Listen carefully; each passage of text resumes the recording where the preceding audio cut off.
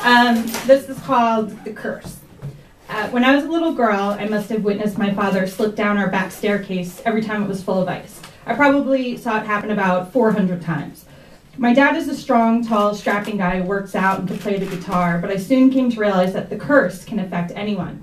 You see, he had another side, the side that would attempt to fix the kitchen sink and cause a flood the size of a small lake in the adjoining rooms, the side that would change the oil in his car and cause the whole thing to break down and never work again. He'd fall off ladders, nail gun his hand to the wall, hit his head a lot, trip on his own shoelaces, and rip full force out of the wall by walking too far with the cord. It drove and still drives my mother nuts. She's elegant and graceful with the best handwriting I've ever seen a human write. Her addressing a letter looks like a study in calligraphy. She never spills a thing, never has a stain on her, and I don't know if I've ever even seen her stumble. My sisters are the same way. But then there's me. I am my father's daughter. I started realizing I had the curse when my dad began taking me to Yankee games as a kid. He was forced to buy the expensive seats down on the first baseline because God forbid the two of us navigate the 90-degree angle stairs in the nosebleed section. We'd both slip to our deaths onto the field, and my mother didn't want us playing around up there. Things started becoming even clearer after the dinners he and my mother would take me to. We'd go to a fancy restaurant where, without fail, I'd knock over my Coke, always when it was full, and leave the tablecloth sopping brown while my mother sat with her blood boiling and soda inching towards her. My dad would wink at me knowingly and just sop it up with a napkin. The curse nestled itself into my being and grew and grew. I'd slip on a wet floor, or I'd bang my head on the open medicine cabinet in the bathroom, seeing stars every morning until I gained my bearings again. Brushing my teeth like banging your head was part of my everyday routine. My father soon had to talk with me. I think you may have inherited my clumsiness, he told me. Who cares, I thought. It's not like I dreamed of becoming a ballerina. I wanted to write, and as long as my hands and my brain worked, I figured I'd be fine. I didn't need to learn the two-step.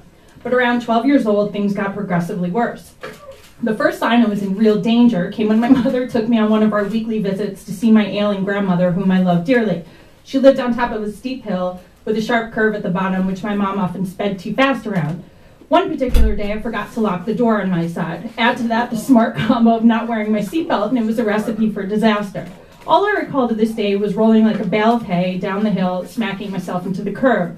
My mother swears she didn't even realize I'd fallen out of the car until she almost reached the top.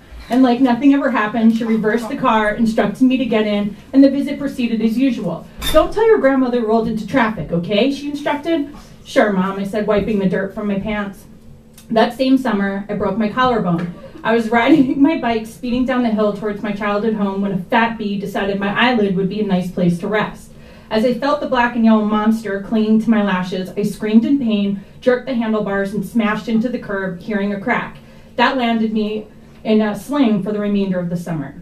Once my bone was healed, I decided it was a good time to bond with my father and assist with some work around the house, which, I stress, he should not have been allowed to do in the first place.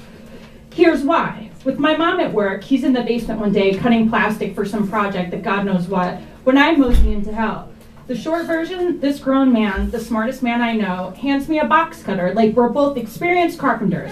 I slice the plastic along with my left finger almost off, scream, refuse to go to the hospital, and wear a bandage the size of a banana over it for the next 2 months. Cut to today. I mention all this because the curse, which only goes into remission and is never fully cured, has been back in full force lately. Anything could set it off. Nerves, stress, insecurity about the curse itself, alcohol. I have a fairly new boyfriend in my life, and as we are discovering each other, he's getting to know the curse. I'm extremely confident in other areas of my life. I think I'm pretty cool, successful for a woman in New York City, and I'm getting along in this adventure called life, but the curse is always lurking, and lately it's been out to destroy me. In the time I have spent with this guy, the curse has caused him to slip on his hardwood floor while wearing a lace thong and land on my arm, cutting it open and causing a bruise so bad its faded remains are still there months later. I was holding back tears. He patched me up and on we went, but that was just the beginning. I've since spilled a pool of deep red wine on his pristine white couch, gotten water spots on his wooden coffee table, and have left water all over his bathroom floors and wall like I was a mermaid trying to wet my tail in the tub. He's learned to never answer the door for me with a glass of wine in his hand. That just ends up looking like a murder scene. I've broken glasses and bars on his kitchen floor, hit my head on his wall, stopped up his toilet with wads of paper, and the other night, while going to give him a sweet peck on his face, Poked him in the eye so bad with my pinky, I swear I almost disfigured him. On top of all that, I'm now not allowed to go near his kitchen sink. I just remembered it's a disposal. It grinds. If you go near it, you may lose a hand, and we don't want that, he warned. The curse can bring me down sometimes. How can one possibly be so clumsy, I asked my dad. It's okay, Cookie. Maybe we don't notice the small things because we're looking at the world, he tells me. Just make sure he always does the dishes, okay?